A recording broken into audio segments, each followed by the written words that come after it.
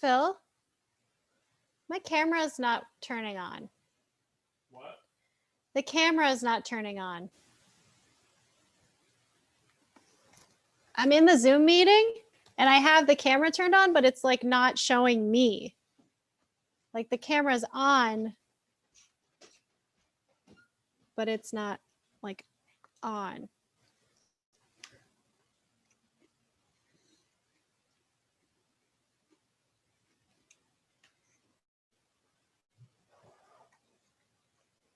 And I want to let Rita into the meeting, but I want to figure this out first.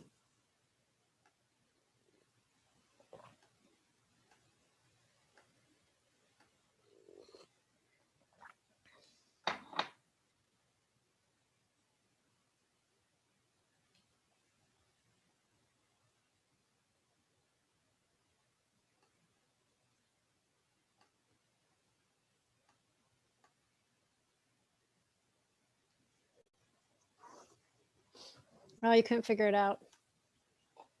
Should I end the meeting and start again?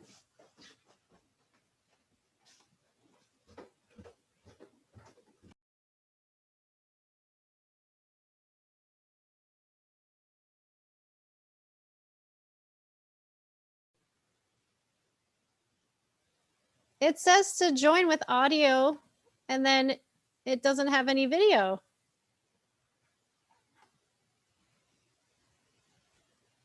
It's not the lighting that's the issue.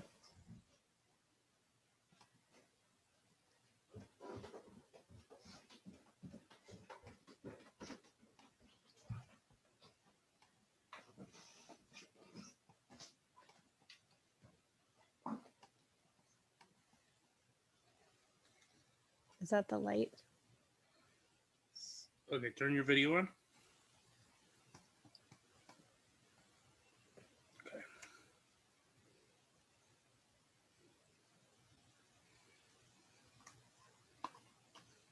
Oh, that's a webcam? What, Ed? Now, hold on.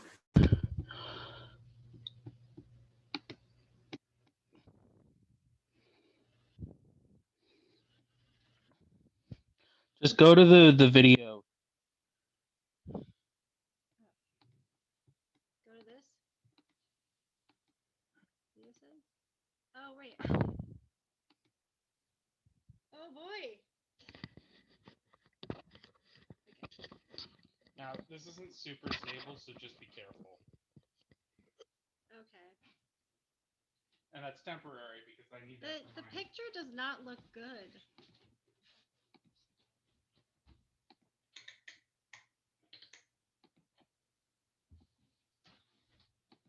I guess it's, the picture does not look good.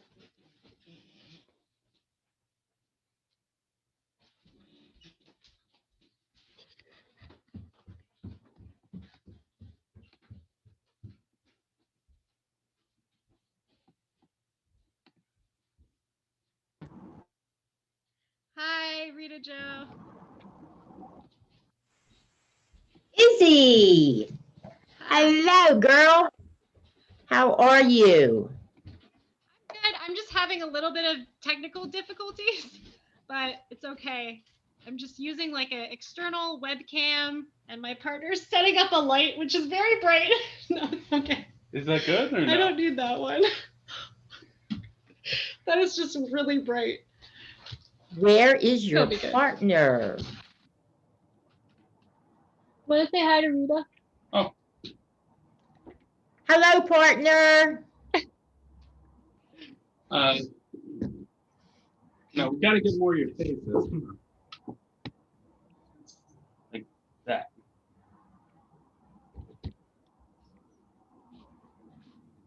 That's a good color. Thanks, Bill. Good. Your apartment looks awesome, or your house. Oh, thank you. Yeah, I live in a row home in Manayunk. Oh, nice. Very nice. All those hills. Yeah.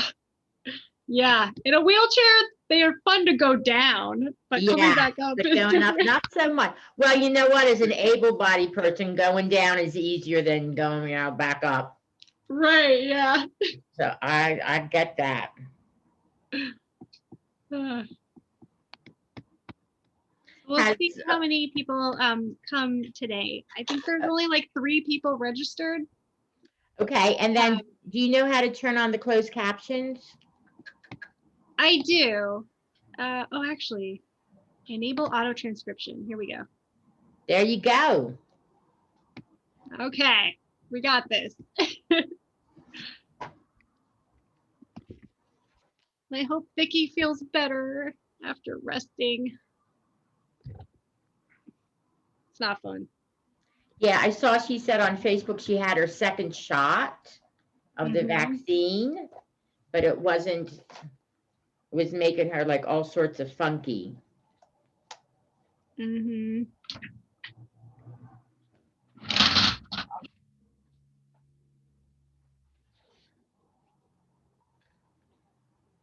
Just trying to like center my computer. There's Angela, our speaker. Oh, what am I doing? Should I pin you, Rita? You know what? I think I can do, but if you can do it, that would be good also. Gallery view, right? Speaker view, that's not me. Yes, you're gonna have to do it because however she has the settings is not letting me do it. Okay. So you're not speaking tonight, Angela is? Well, we're gonna have like a conversation. Oh, all right, very nice. Yeah.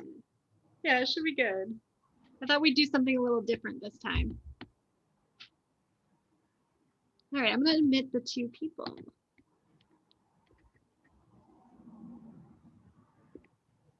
Hi. Hi. Welcome. Hello. Hello, hello. Oh, you look comfortable. Thank you. I really appreciate that. I want people to be like as comfortable as possible when they hang out with us.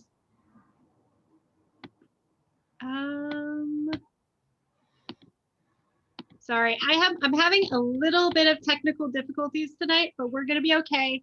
I'm using a webcam that's like separate from my laptop computer camera because my laptop computer camera was like, I'm not working tonight. So, we roll with it. We roll with it. But welcome. Welcome, Lindsay. And I don't know how welcome. to. Oh, go ahead.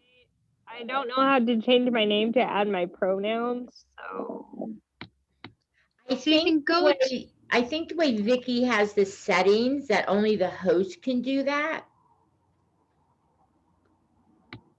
You might be able to do it yourself, Lindsay, if you go to your picture on the screen, like where you can see yourself, and you kind of put your mouse over it.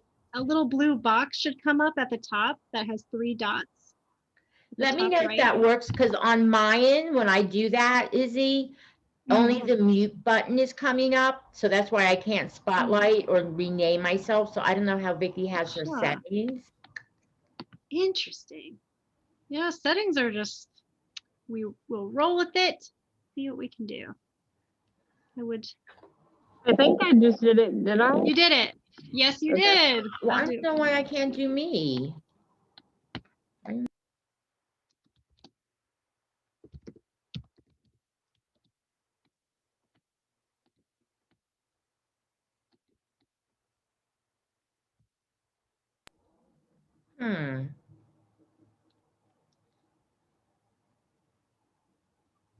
I'm just gonna quickly post in the Facebook group real quick.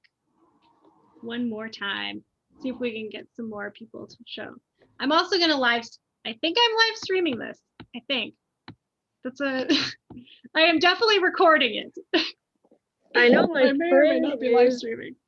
I know my friend is coming. He might be in the waiting room. He might be in the waiting room. I don't see anyone there. His name is Right. Will. So Okay. I will look out for him in the waiting room. and we are actually from Oklahoma. So You're from Oklahoma? Wow. yeah. How did so- you find out about us? Will, my friend actually, and sent me a Facebook message on Facebook and said, "Hey, something you might be interested in." A group of us. That's awesome. There's a group of us self advocates here in Oklahoma that is developing sexual education taught by peers for peers. So That's awesome. yeah. Do you mind if I type my email in the chat and we exchange? No, I Contact don't mind at information? all. I don't mind at all.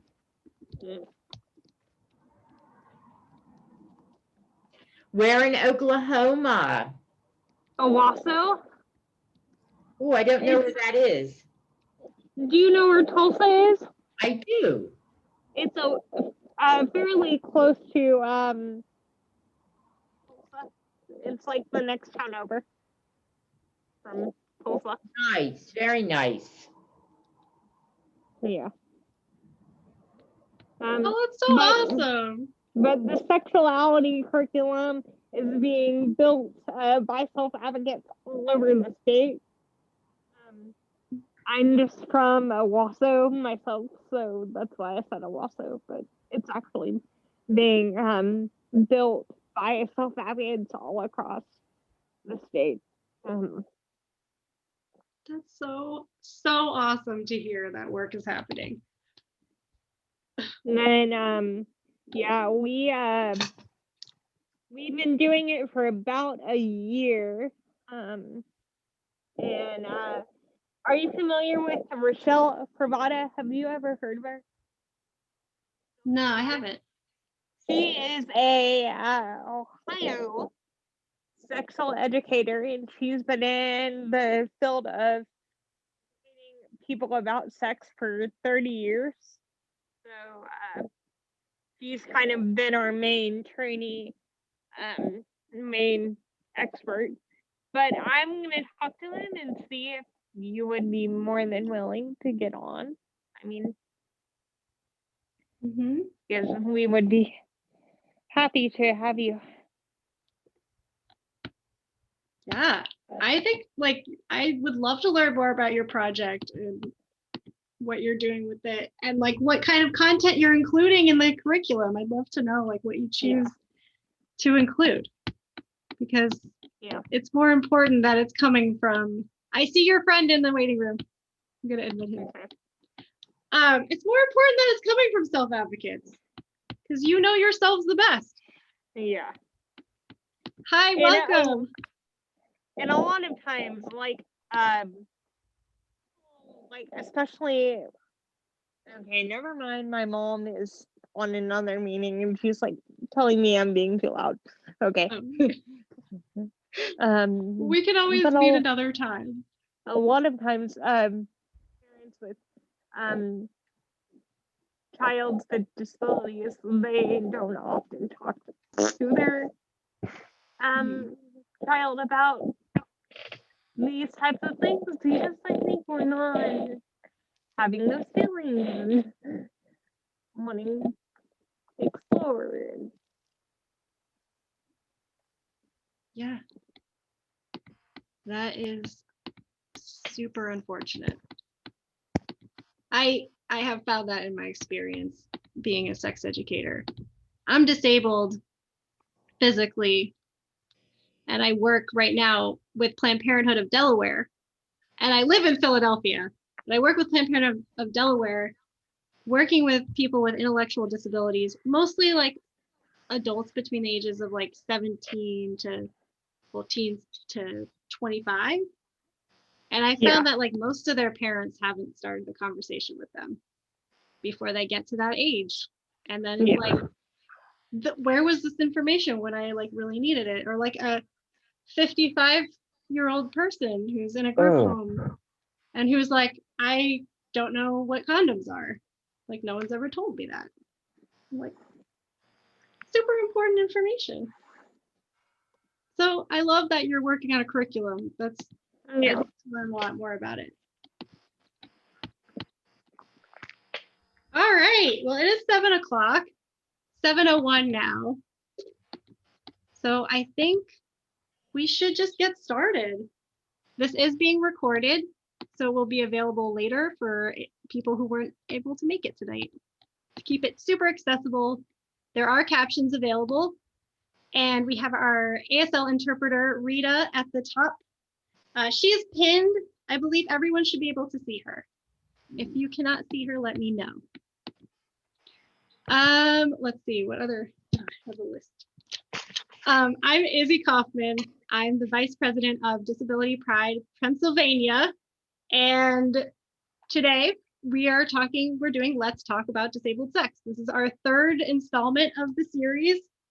And I'm really excited because tonight we are speaking with sexuality educator, BDSM kink educator, and lovely person with a disability, Angela. So she's going to talk to us about some kink and power exchange and get us kind of thinking and started thinking about BDSM if you haven't thought about it before, if you want to learn some more.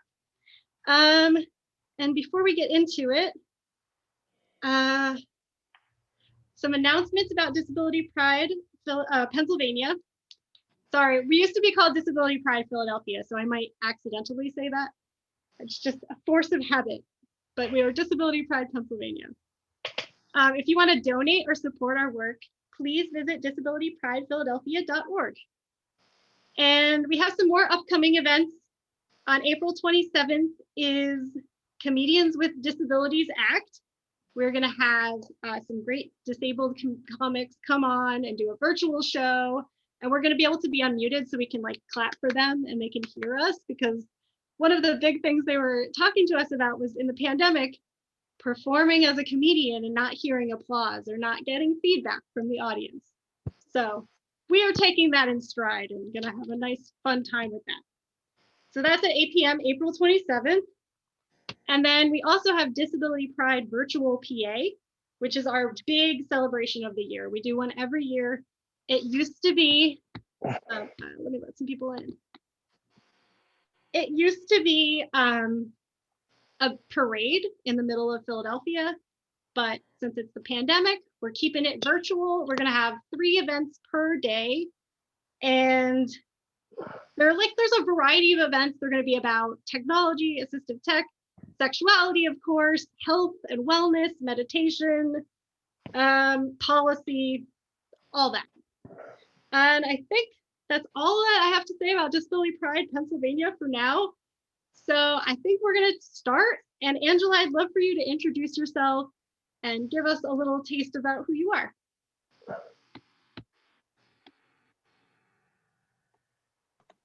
Sorry about that. Hi, everybody. I'm Angela Car, and thank you, Izzy and Disability Pride, for asking me to come on tonight. I'm in Philadelphia, Pennsylvania, and I have spina bifida. I was born with spina bifida, which is a birth defect. And I became a sex educator a couple of years ago. I realized that I had a lot of experiences personally that I had questions to, both as a teenager and as an adult, and realized that I wasn't finding any answers anywhere. And kind of had to go through everything myself. And so then I decided I wanted to become an educator and share my own stories as a way to help other people. I sort of want to be the person I wish I had when I was younger. And I also have been in the kink lifestyle for the past 8 years. And interestingly enough, when I started, I was talking about sex education, and I was afraid to talk about kink and BDSM. But what I found is the more that I talked with other people with disabilities, there were a lot of other people with disabilities interested in kink and BDSM more than I realized. So I thought, you know what, I'm going to talk openly about it. Since then, I've started a blog and a podcast, and the podcast is specifically about alternative relationships and kink, BDSM.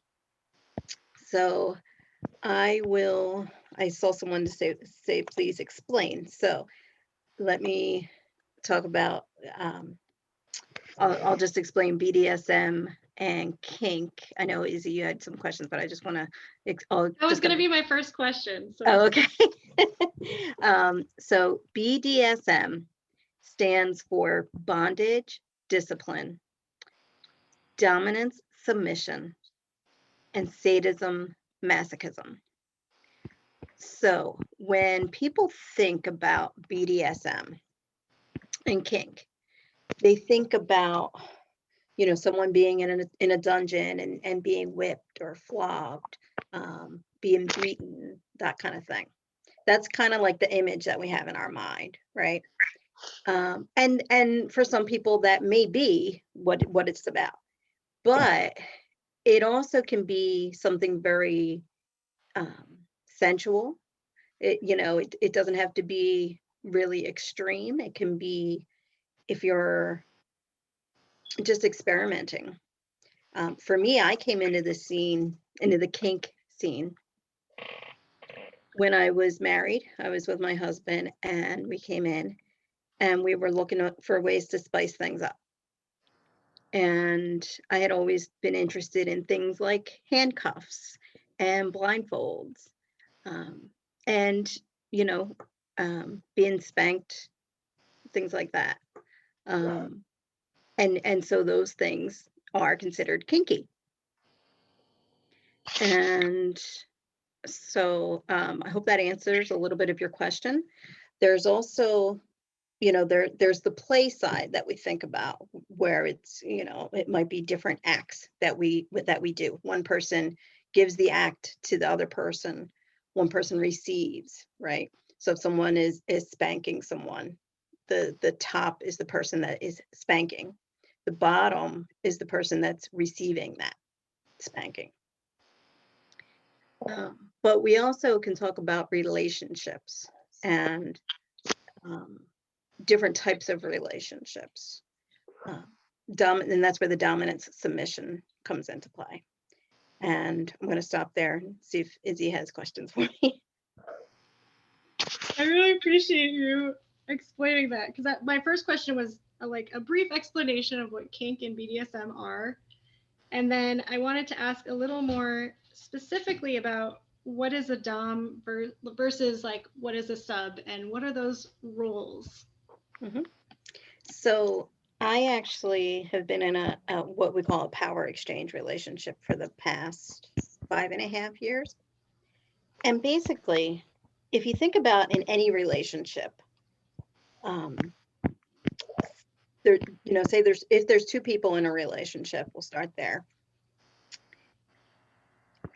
Sometimes one person may have more control in that relationship than the other, or one person makes more decisions than the other person.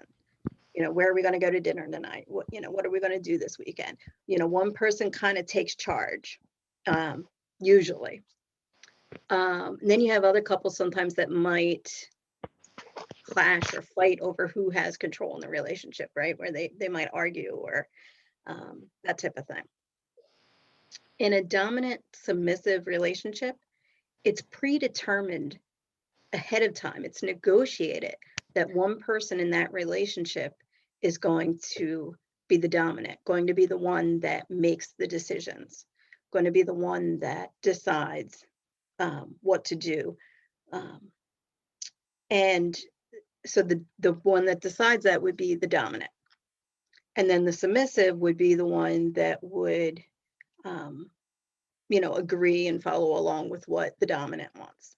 Now, in terms of play, we can think of that as like the top or bottom, but it's also in relationships as well, dominant and submissive if you're in a relationship, and if you're taking that outside of the bedroom.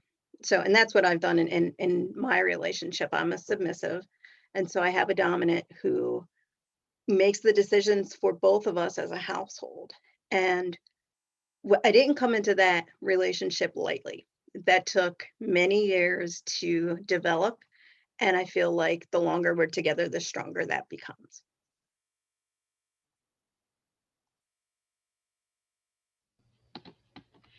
I was going to ask about power exchange because I listened to some of your podcast, the Desirability Alt podcast. You can find it on Google. Where else can we find it? Google, Apple Podcasts, Spotify, or Stitcher. Yeah. I'd love to just hear a little more about like how being in a dom sub relationship benefits your relationship more specifically, and like what do you see are the positives in it? So it's interesting. When I started off, I was interested just in playing. I was interested in scenes, right? You know, the spanking and things like that. But when I got into this relationship, I started to realize that there were times when, you know, let me give you an example. There were times when I felt like, you know, yes, I'm an independent woman and I can do a lot of things on my own. And, you know, but there were things that I wanted help with. And I had to get carpet in my living room, or I had to decide if I wanted carpet or laminate flooring in my living room. And I was stressing out over this decision. And so I went to the store and I made a decision. And then I came back home and I was still stressing, like, oh, did I make the right choice? And I have 2 cats. Are they going to mess it up? And, you know, like all this like anxiety about having to make this decision. And I talked to my dominant that night and he just said, go with the laminate. And then like suddenly, like I just felt like this relief. Like I didn't have the anxiety. I didn't have the worry. I just kind of handed that decision making over to him. And so for me, it's been a very freeing thing. It's allowed me, so I've always been a very serious person. Like I said, very independent, very serious. And being in this relationship, I feel like I can take a breath. Like I can relax, I can have fun, and know that I'm safe because I'm with someone who loves me and cares for me and takes care of me.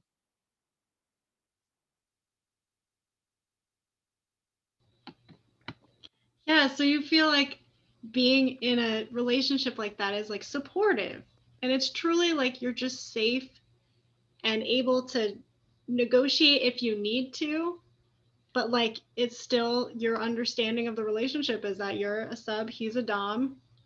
In one of your podcast episodes, you talk a little bit about obedience and like how that is really important to you. And I'd love to know like how it shows up in the relationship a little bit more. Sure. So I like to say that there are decisions that I call him my sir. There are decisions that my sir makes that I don't always like, but I recognize that they're good for me. I will say that if you get into a relationship with a dominant who is all about, you're going to do this for me and everything is for me, and you're not getting anything out of the relationship, it may not be a healthy relationship. You know, a lot of like the rules that my sir sets for us, we talk about rituals and protocols. They're kind of like rules and I'm going to say rituals, things that we do every day that strengthen our relationship. Well, a lot of the rules that he has for me are things that keep me safe. Things like going to bed at 10 o'clock at night, every night. On my own, I wouldn't do that. But with him, he tells me to go to bed at 10 o'clock at night, and then I can function the next day. It sort of helps me to stay healthy. And, you know, he's been like that as far as my disability as well. Now, you know, we didn't just start off in this, you know, power exchange dynamic. We started off dating and negotiating in the beginning, he really had to get to know me in order to get to the level that we're at now. He had to understand me. He had to understand my disability. He started off, you know, going to doctor's appointments with me, things like that, so that he understands how my disability affects me. Oh, I'm seeing some chat questions. Okay. So one of the questions that was asked is it possible to be in a dom sub relationship with acknowledging that it is so? I think without acknowledging that it is so. Yeah, you know, it's interesting. I've heard other people say that they believe their parents or their friends are in a power exchange dynamic, but they don't realize it. So I definitely do think it's possible. Yeah, like in relationships, we do take care of each other. Like everyone does it. Yeah. I don't know. It reminds me of that Dr. Phil episode of like interabled relationships. Oh. I don't know if anyone remembers that, but it was like they did not do a great job of like showing how interabled relationships are about caring for each other just as much as anyone else would. Yeah. So I wanted to really like put that out there. We talked about in our last Let's Talk, we were talking about like pleasure and how to maximize it in our lives and what we want to do. And we talked about some online tools. And I was wondering if you used any of these with your SIR. If you ever used like a will, won't, want list. Have you ever used one of those? And how do you feel about that kind of stuff? Like listing out and more specifically what you want. I haven't used that specifically, but I think that that's a great idea. Like we go to a lot of meetings together that are like community meetings and stuff where we learn a lot. And through that, like in the beginning of our relationship, we learned about each other's morals, values, things like that. And I had never done that in a previous relationship, you know, where we like actually sat and thought about what our morals are, what we're looking for, you know, in a relationship. And we hashed all those things out right in the beginning. So yeah, I think those tools are great. And it's always a continuing, we're always continuing to learn. I feel like we have, so a lot of couples in power exchange relationships have contracts. We have sort of a working contract. It's never really finished at all. We're always still editing it and changing it as the years go by. I love that. So you have like a contract that you work on together. It's an agreement between you two, like a way of consent. Yeah, really. Absolutely. You know, and it's all about consent. It's all about, I mean, if you're ever in a relationship and you're feeling something forced upon you, that's not a power exchange relationship. Power exchange is something that both parties or all parties, if it's a polyamorous relationship, all parties are coming into it consenting and enthusiastic about it. Awesome. Sorry, I'm writing a definition of polyamorous in the chat. Oh, okay. So polyamor. How do you spell it? Amorous. P-O-L-Y-A-M-O-R.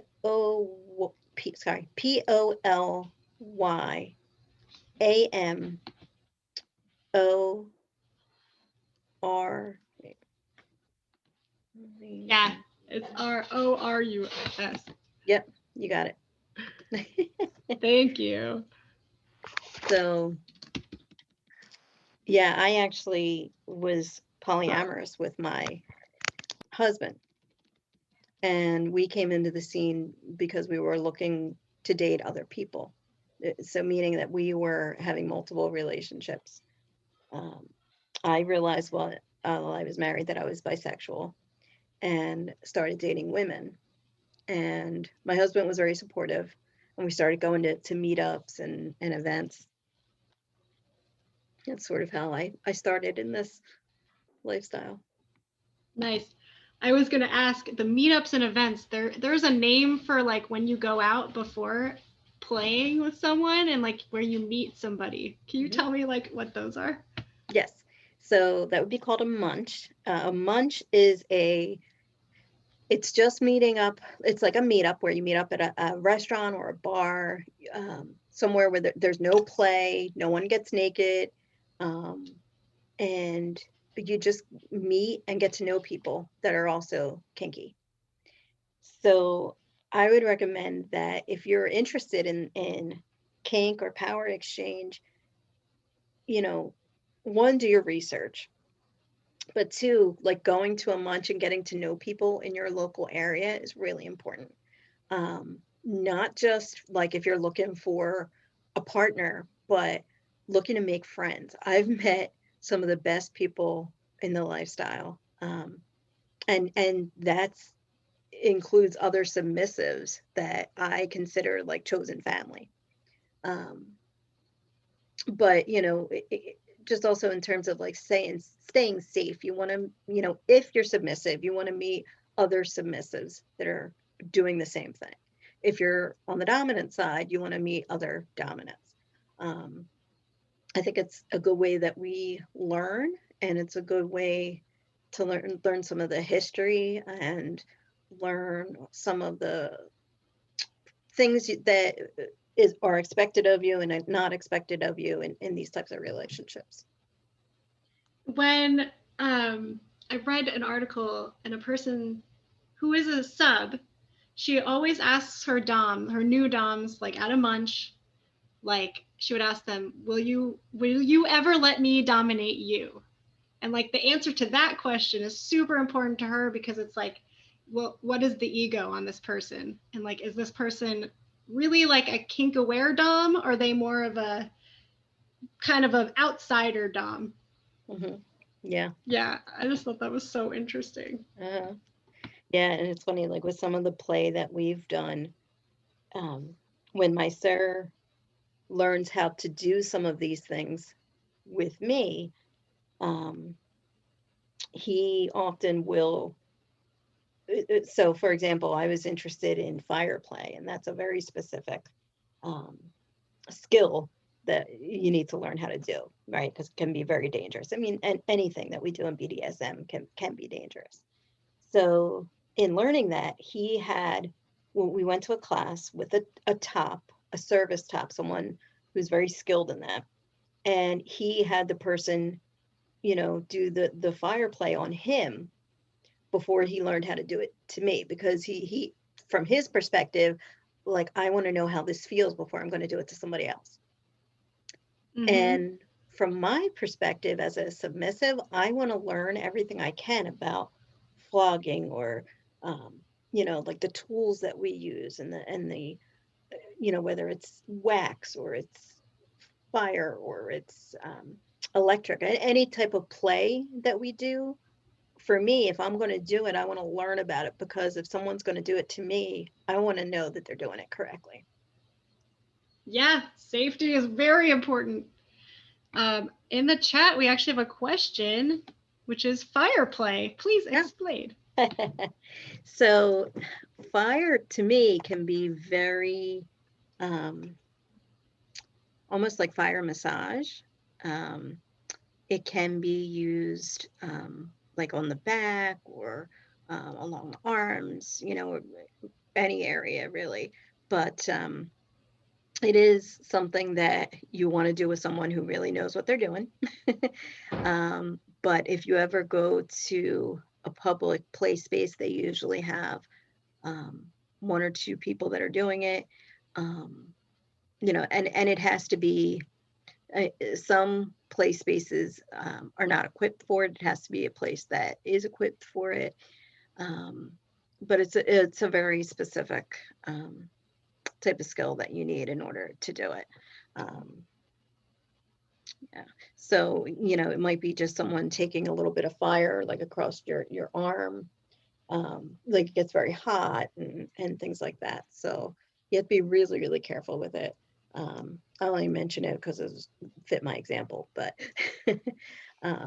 so. Yeah, like, see, people really have to learn these skills. It's like an education. I've seen like shibari knot tying as a part of BDSM. Like, BDSM is a huge, if there's anything you get out of this workshop, it's that it's a giant spectrum of behaviors of what you can do with someone. And like on one end is a fire play is something like this, which is just like a little wax candle, body safe wax candle. And then on the other side is like having a fire like gently caress your skin. And you know, it's all different levels of what people prefer and what people are comfortable doing. So yeah, like it runs the gamut really of what you can imagine. Absolutely. I wanted to ask, going back to like being a sub and what it symbolizes. One of the things I've heard subs talk about is subspace. Do you experience subspace? Yes, I have. When I've been in a scene and that scene just sort of, it's kind of like, you know, when you're going about your day and, you know, you start doing something and your mind's thinking about like, you know, okay, I got to do the dishes, or, you know, like, what do I have to do that's coming up? When I get in the subspace, all that stops, you know, and I'm just in that moment. And you know, and there's endorphins because whatever is happening in that play, you know, you have your endorphins kicking in, and so you feel very euphoric. And so you have to, a lot of people will talk about aftercare. So after a scene, you know, I've definitely been in subspace, and after a scene, I need to be taken care of. 10 years ago, when I could stand for a period of time against the cross when playing, like if I was doing flogging or something like that, impact play, I would go into subspace, and then I would need, you know, I'd need someone to bring me my crutches, and I would need them to walk me back over to somewhere to sit down or lie down. And I like to be cuddled and held afterwards. That's like all part of aftercare, and that's something really important to talk about before you get in any scene with anyone. Talk about what your limits are during the scene, but talk about how you want aftercare. Yeah, I think aftercare is just as important as what you do in the scene. Yes. And then when you meet the person that you're going to be in the scene with, or people you're going to be in the scene with, ask all your questions. Put everything out there. Because like chances are they've already had all these conversations with other people, and it's just like we're getting into it. And from what I hear, the kink BDSM community is a loving, welcoming community. So I tell a lot of people with disabilities about it because it's out there, and it's something that we can experience. In Philadelphia, when things are back opening up, there is the aviary at William Way, which I'd love to go check out at some point. I've been living in Philly for 5 years and I've never been there. And I've been saying like for years, I'm like, I'm going to do this. So we are going to do this when everything opens up again. But yeah, that's like a safe. So I guess to give some context to where BDSM and kink might happen, it does like sex and sexual intercourse in BDSM may not even be connected most of the time. So a place like a gay community center is okay because there's not going to be any penetration or bodily fluids, nothing like that, right? It's more like, oh, let me let someone in. I don't know how long they've been in the waiting room. Welcome. Okay. So it's more of a safe space to go. And all of the DOMs are trained. They all know what to do. If like something goes wrong, if someone needs water, they can go grab water. There's dungeon monitors, I think is what they're called. And they will walk around and make sure everything's going smoothly. They'll make sure the equipment is working right and see everyone's doing okay and having the time that they need to have. So I just wanted to say one thing about, sure. You know, I recommend, first learn everything, but also if you're going to a place like that and you want to play, There are usually service tops. They're the tops that are there, that know, that are trained in those things, and they're usually the ones that I would play with. You know, you do have to be careful who you choose, because there's a lot of people in these spaces, and so you have to be safe who you play with. But usually I'll play with someone who has been vetted by other people that I know. You know, I learn if they're a safe person to play with, and um, service tops usually are a safer way to go. Mhm.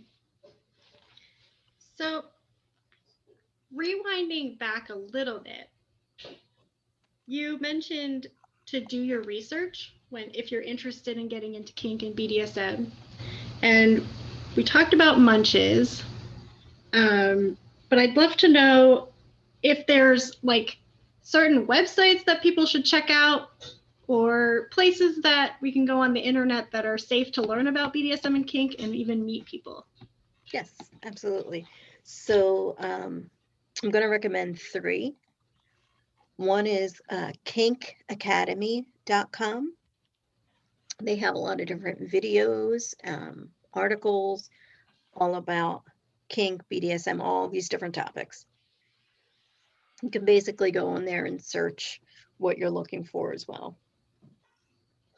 Also, kinkly.com. It's kinkly.com. They also have articles. They have a sex blogger list, which is awesome. So you can find like all the different sex bloggers. They have like a top 100 list. It's really cool. But also like videos and information, and datingkinky.com.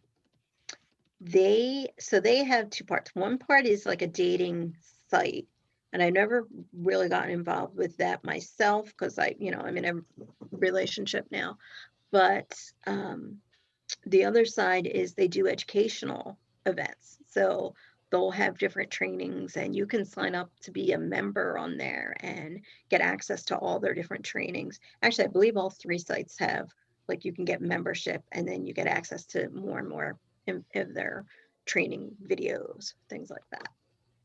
And then if you get involved with your local, right now is a good time if you're interested in getting to know people, going to online munches, because everything is virtual right now. A lot of munches are online, so you get to know people that way. I'm still sort of like, I like to get to know people face to face, and virtual is the best way we can do that right now. But just be careful about people that just message you when you don't really get to know them, and like they want to jump into play. Be very careful of that. Like, take your time, learn, and make friends. Yeah, I think the important thing is to talk about things other than kink with people that you're going to play with, so that Absolutely. you can get to know them. Question. Sure. This doesn't necessarily have to do with all of this, but how do you, if you're someone who uses a chair or any type of physical mobility device or mobility aid, or hearing device, speech, whatever device it may be. I'm just saying physical because I use a wheelchair. How do you get past people not really seeing you as a romantic partner based on the fact that you use a mobility aid to get around? So for me, like I said, I came in 8 years ago to the kink scene, but I also always had a hard time with dating. I had a hard time with making friends, because I had a disability. I walk with crutches. Today, I also have a power scooter that I use, and I always had a hard time with that. And I can't say this for everyone's experience, but in my personal experience, I found more acceptance when I came to the kink scene.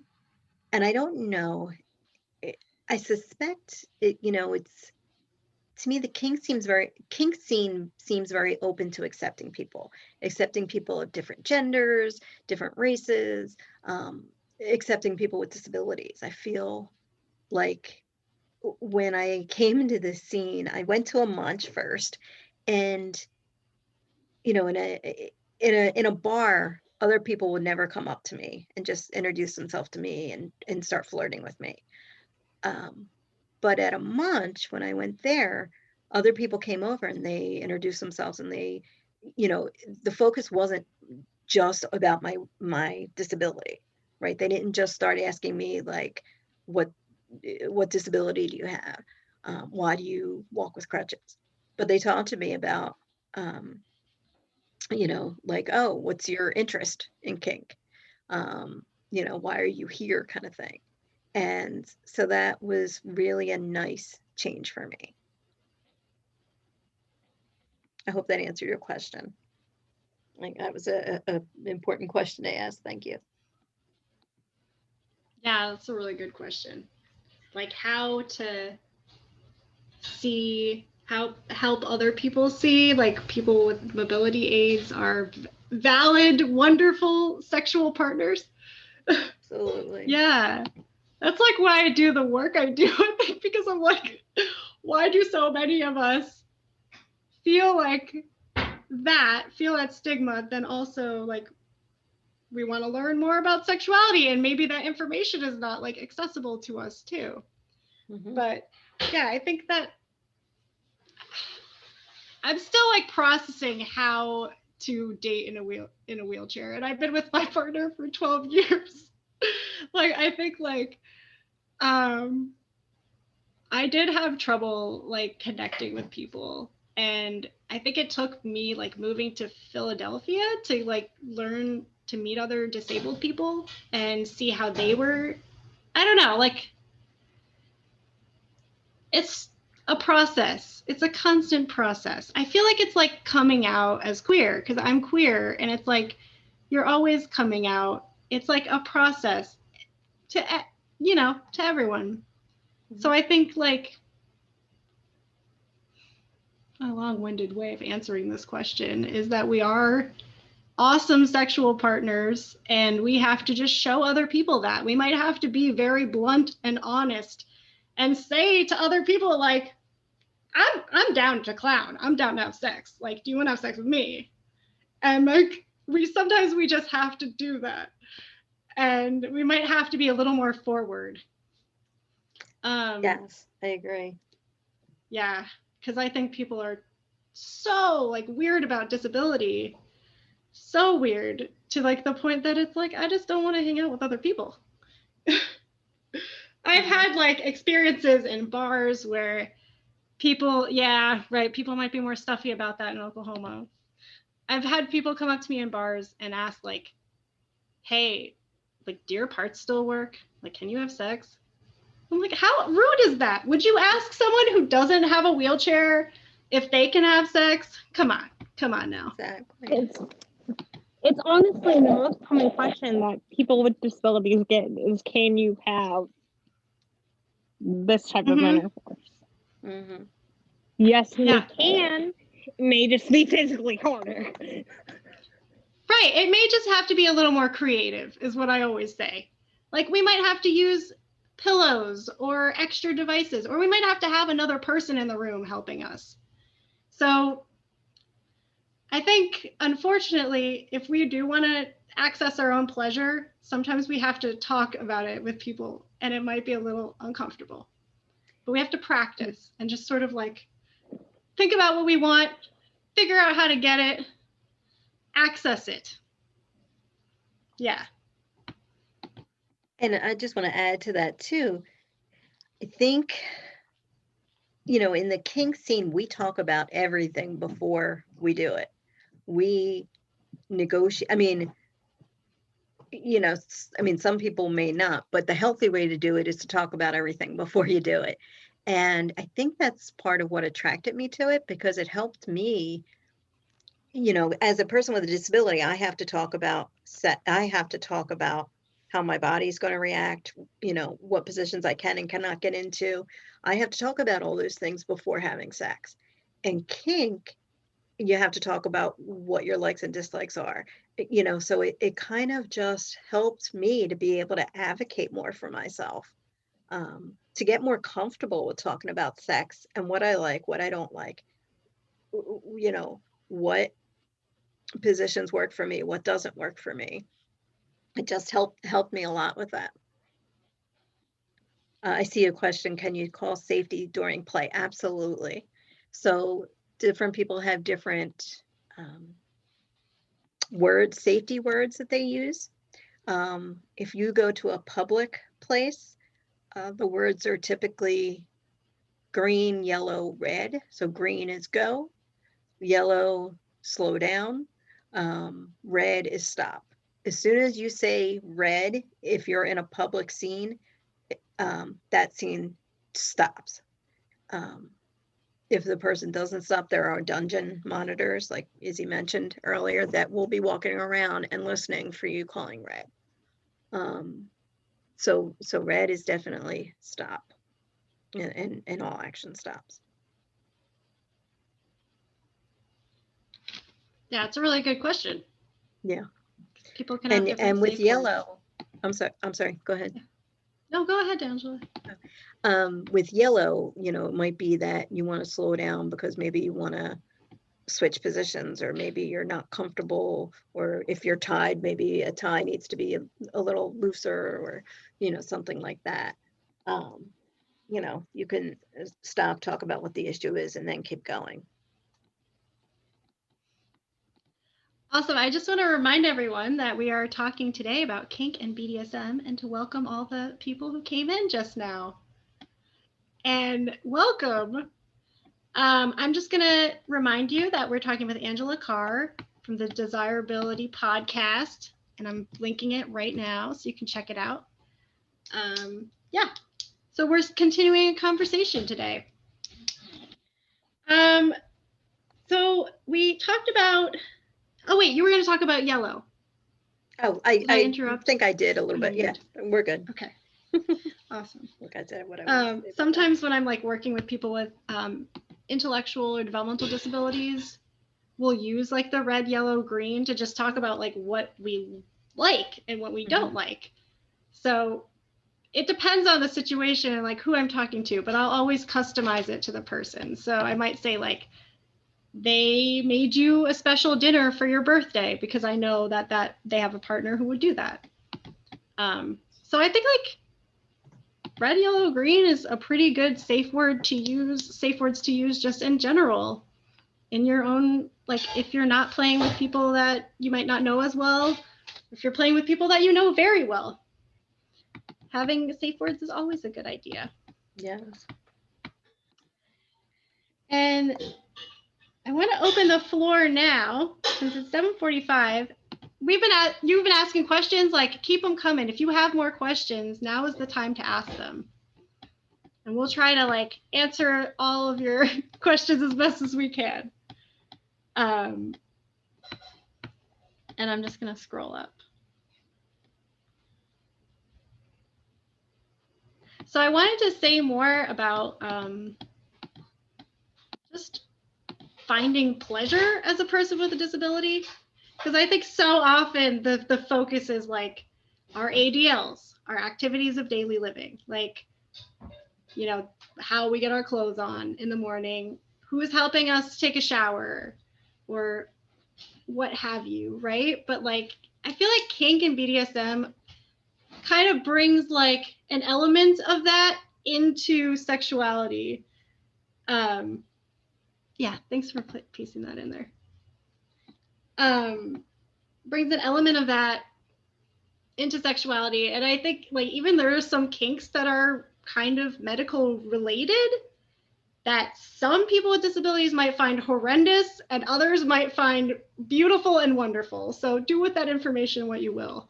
But I think like there's a world of possibilities, and sexuality is not just like intercourse. It can be serving your sir dinner, and you know, it can be like being in a relationship where you have a power exchange. It could be just holding someone's hand, or another thing I like to say is sexuality can be like just washing someone else's hair. Like, so if we think about it a little more broadly, that I think kink allows that. Yeah, absolutely.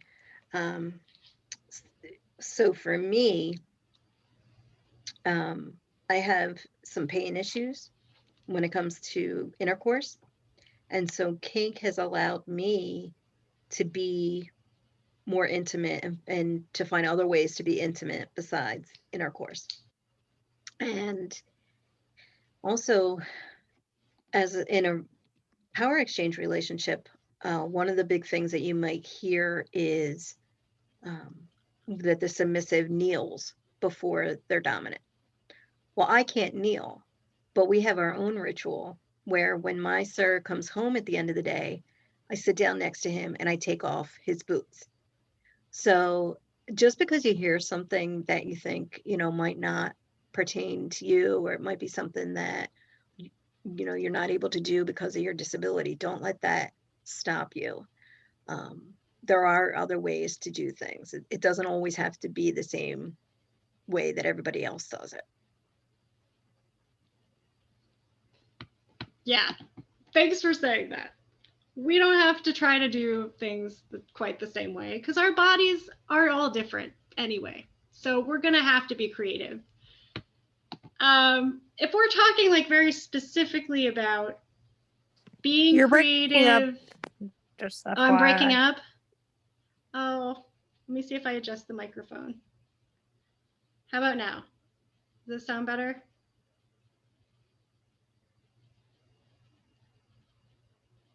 Okay. Can you hear me all? Like, am I? Okay.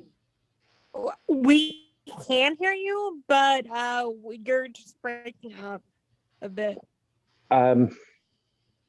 Lindsay, it may be on your end. Sorry, either way, you know, tech stuff happens. This is recorded, so you'll be able to watch it over again, and we'll try to clarify. Okay. Yeah, so I'm doing my best. Here, I'll hold it like this. This might help. Try saying something now, Is. I am talking. Oh, Zoom, you old friend. We're hearing you now. You can hear me now? All right, Yeah. awesome. Woohoo, we're here. Yeah. Lindsay, you turned off your camera. I know. I turned off my screen for a reason. Why? Totally fine if you want to do that. Totally fine. Oh no. Sometimes I hear that Well, I can help. frozen again. It may be something up in my end. Yeah, sometimes I hear that if you turn off your camera, if you're having issues like that, it might help. I don't know.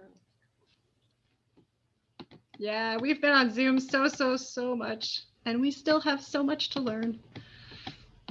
I hate Even Zoom. tonight, I was I'm like, gonna try to exit and join you guys again because it might be something off of my end. Sounds good. We'll see you soon. Okay. What were we talking about? I totally lost my train of thought. Of being creative. Yes, being and, creative. Yeah, doing things, you know, that there's not one true way, that, you know, everybody can have a voice, and, you know, it's between you and your partners. What you do is, as long as everyone is consenting and enthusiastic about it, it's your relationship. You know, so don't feel like, oh, well, I can't.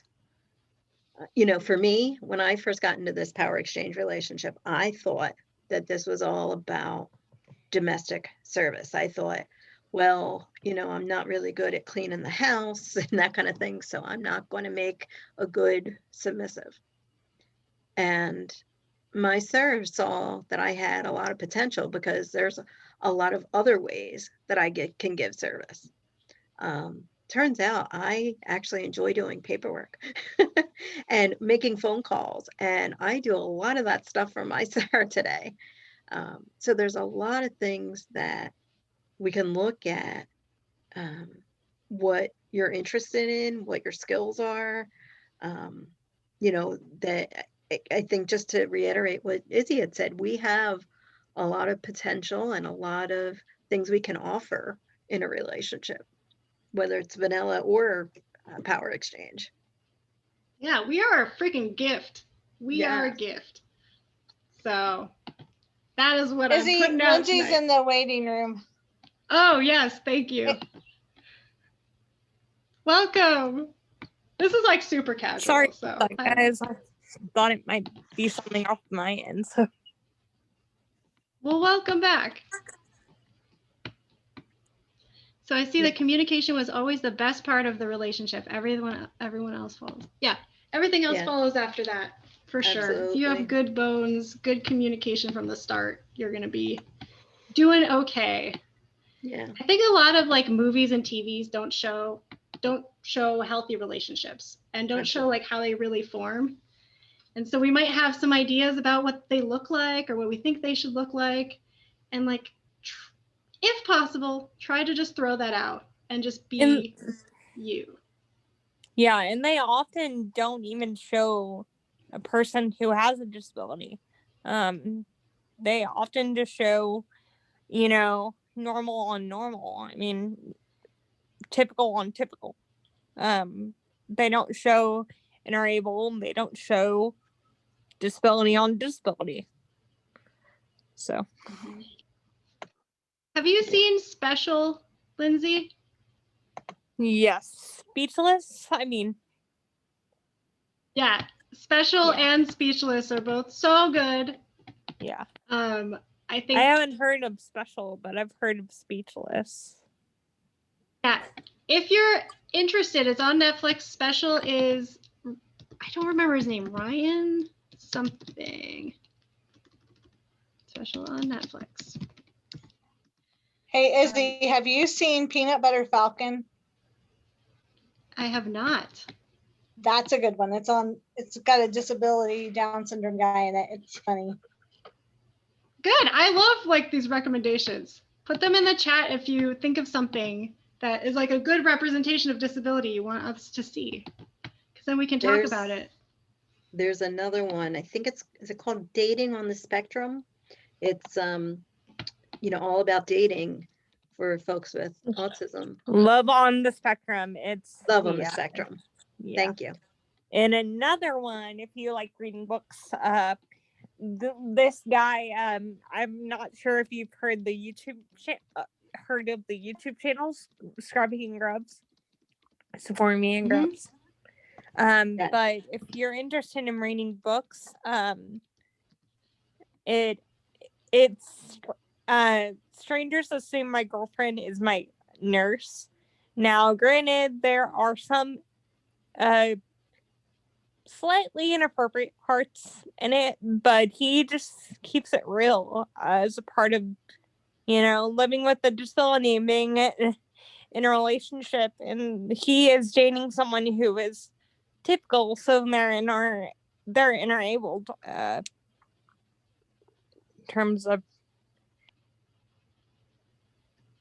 Yeah, I love their video on their YouTube channel of them like showing how they cuddle and the different positions. And I was like, they just, it's great. It's great. Yes. Like, that is an education.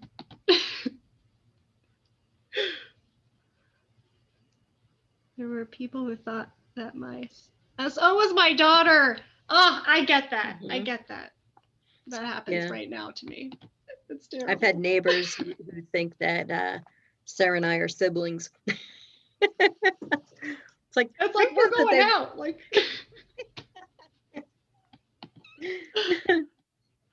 oh gosh, so many times. Yeah. Or like in Center City, Philadelphia, Phil is helping me up a curb because our curbs are terrible. It's Philly. And he's pushing me, and like someone comes up and is like, "Oh my God, dude, you're so amazing. Like I'm just gonna pray for you right now. Thank you for doing this."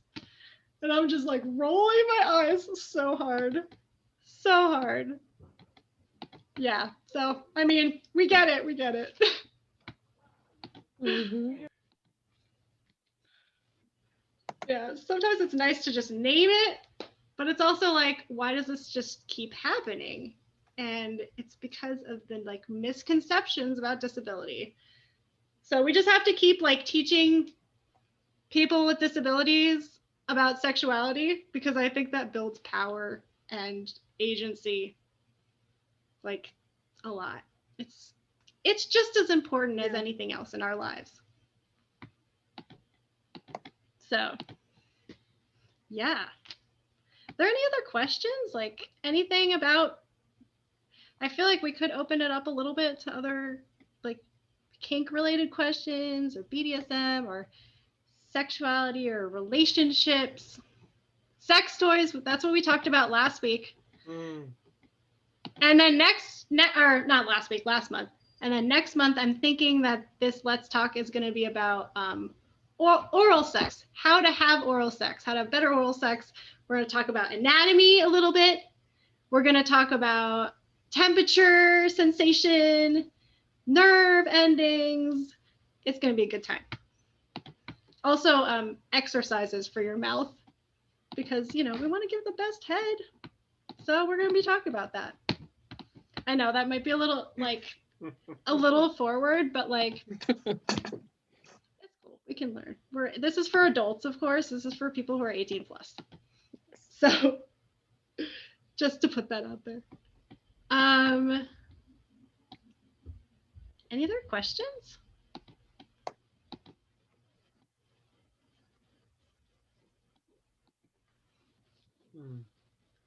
Well, Angela, thank you so much for coming on and sharing your story.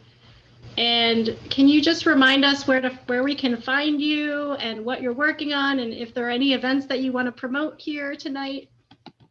Yes, so my website is Disirability. It's spelled DISIR ability.com. And that's where you can find my blog and current events. And then the podcast is Disirability Alt, again, DISIR Ability Alt, ALT. And we have the link in there for that. I am going to be involved with a conference coming up in October called Love Abilities, which is all about sex, relationships, and disability. And how do we register for that if we want to register? I believe, well, I don't think it's up yet for this October. But it will be soon. Go to loveabilities.com. And if I type my email in the chat, will you just email that to me when it's up? Absolutely. Thank you. And yeah, so and please feel free to reach out to me if you have any other questions, anything that we didn't go over tonight that you wanted to talk about, or any specific questions for me. Feel free to reach out. I know it's a big topic to have for like less than 1 hour, but I really appreciate all of you for participating and coming in the chat and talking to us and hanging out. And I really appreciate all of you tonight. This has been great. Come to the next Let's Talk, invite your friends. And put your information in the chat if you want us to get in touch with you about our events, if you want to be a speaker at one of our events. We love just including people from all over the country now that we can. Like, virtual has really opened it up for us, and we really appreciate you finding us and coming on tonight. Izzy, what state are you in? Pennsylvania. Pennsylvania. Okay, I was picking up on your accent and I was trying to figure out where you're from. Oh my God, I've gotten an accent since I've been here. You can't escape Philadelphia. Like, I live in Philly, so it's a whole thing. Will, Thank you Lindsay, so and I are much. from Oklahoma. Yeah, I've never been to like the middle of the country. I think I've only been to like the sides. So it's really awesome that you're here. Maybe one day I'll get to the middle. There's gotta be like cool stuff to visit and things to do. Thanks so much for putting your emails in there. Thank you. Mine's coming, Izzy. I'm working on it. No problem. My email is izzy@disabilitypridephiladelphia.org. I'll put it in the chat again. If you want to take mine, and I'll take yours. And this is awesome. Making sure that I write it correctly. Okay. We got all of our. I'm going to save this chat as well. So if anyone wants to see the chat afterwards, can do that. I've gotten in the habit of saving everything from Zoom meetings because sometimes it doesn't save on Zoom itself, even when it tells me that it's going to. Technology. Good idea I to have a have love-hate it. relationship. Yes. Definitely. Yeah, so if anyone has any more questions, I can hang on a bit longer. But other than that, we're going to be done for tonight. Thank you so much, Angela, again. We're Disability Pride, Pennsylvania. Please visit our website as well, which was pasted in the chat. And if you're able to throw a few bucks towards our way, that would be really great so we can keep on doing this kind of programming. We're also like applying for grants and trying to make it a little bit bigger, a bigger part of our programming. So that's what we're doing. And I see some more Facebook stuff. So feel free to hang out if you want to hang out. I'm going to collect the chat and I'll see you next time. Thanks, everyone. Thank you. Thank you. Nice to meet everyone virtually.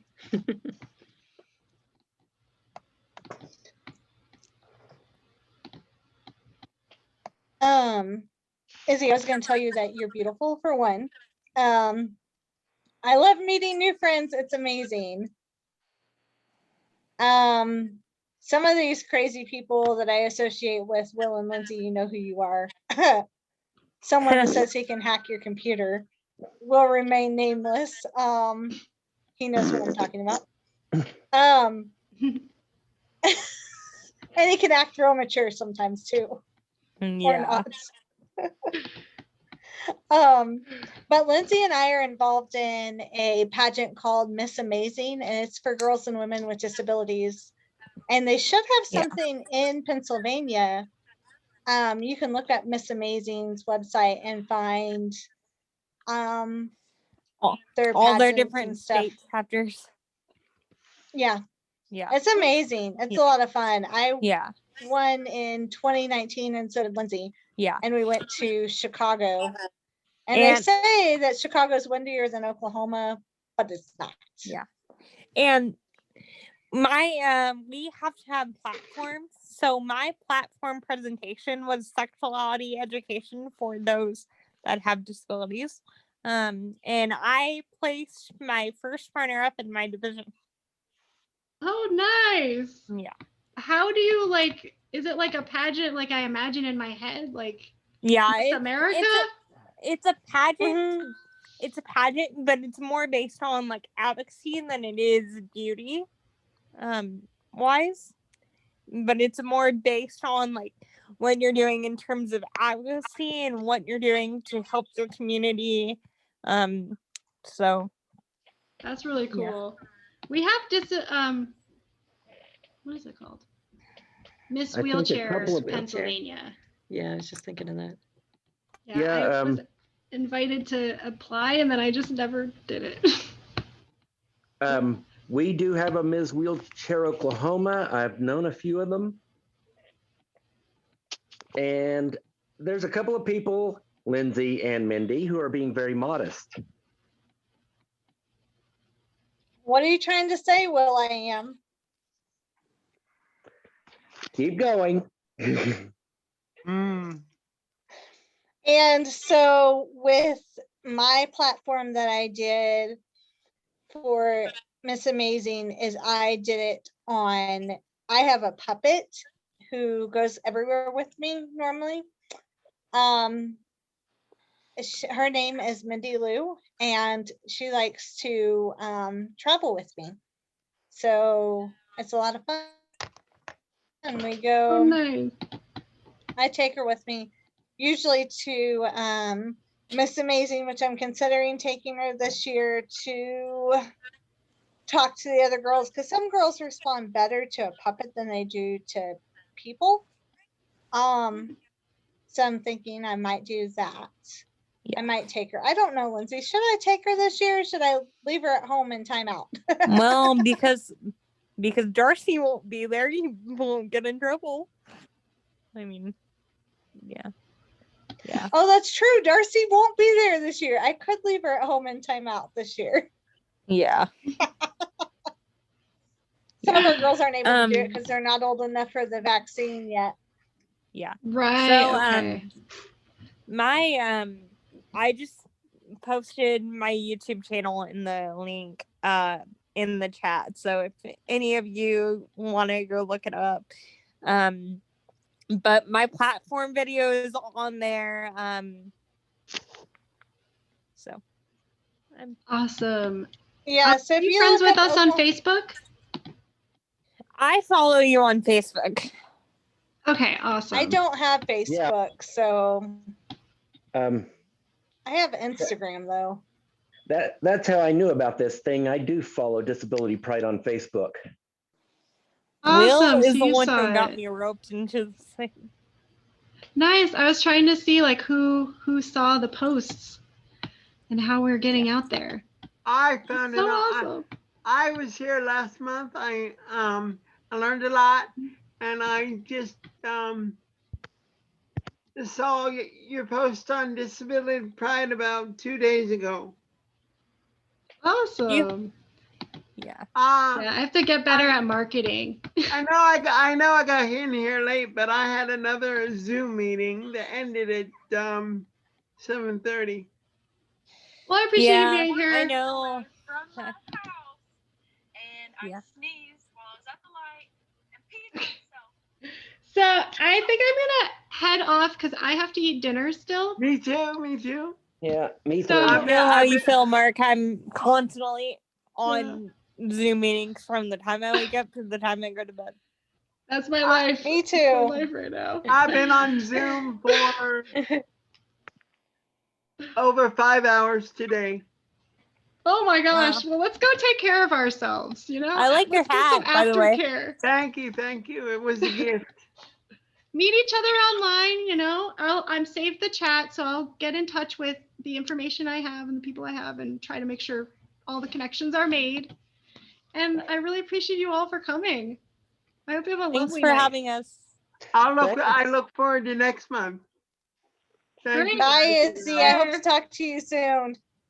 See ya. Bye, everyone. Bye. Bye. Thank you. Have a good night.